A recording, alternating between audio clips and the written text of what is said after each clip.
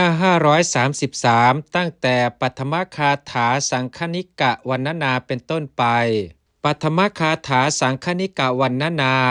บทคาถาว่าเอกังสังจีวรังกัตตวามีความว่าท่านกระทำจีวรเฉวียงบ่าข้างหนึ่งอธิบายว่าห่มอุตราสงเรียบร้อยบาทคาถาว่าปคันหิตวานะอัญชลิงมีความว่า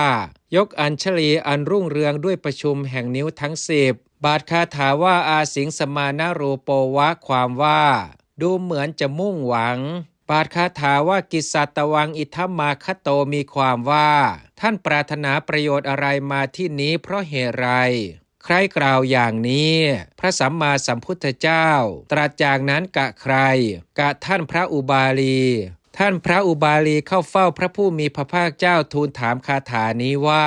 วงเล็บสิกขาบทที่ทรงบัญญัติในวินัยทั้งสองวงเล็บย่อมมาสู่อุเทศในวันอุโบสถทั้งหลายสิกขาบทเหล่านั้นมีเท่าไรทรงบัญญัติในนครเท่าไรด้วยประการฉนี้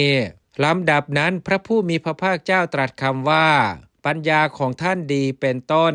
ทรงตอบคำถามนั้นของท่านมีในเหมือนกันทุกปัญหา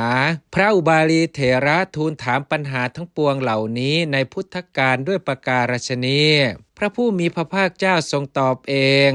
ส่วนในสังคีติการพระมหากัสสปะเถระถามพระอุบาลีเถระตอบบรรดาบทเหล่านั้นบาทคาถาว่าพัทธโกเตอุมังโคมีความว่าปัญญาของท่านดี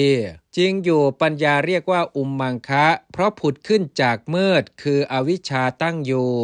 ศัพท์ว่าตักคะเป็นนิบาตใช้ในอัตคือเหตุความว่าท่านถามเราเพราะเหตุใดเพราะเหตุนั้นเราจะตอบแก่ท่านอีกอย่างหนึ่งสัพว่าตักคะเป็นนิบาตใช้ในอัตคือยอมรับจริงอยู่พระผู้มีพระภาคเจ้าทรงรับคำด้วยคำว่าเอาเถิดนี้จึงตรัสว่าเราจักตอบเฉพาะ3สิกขาบทนี้คือติดไฟผิงมือเปื้อนอามิสน้ำล้างบาตรมีเมล็ดข้าวสุกทรงบัญญัติในภัคคะชนบท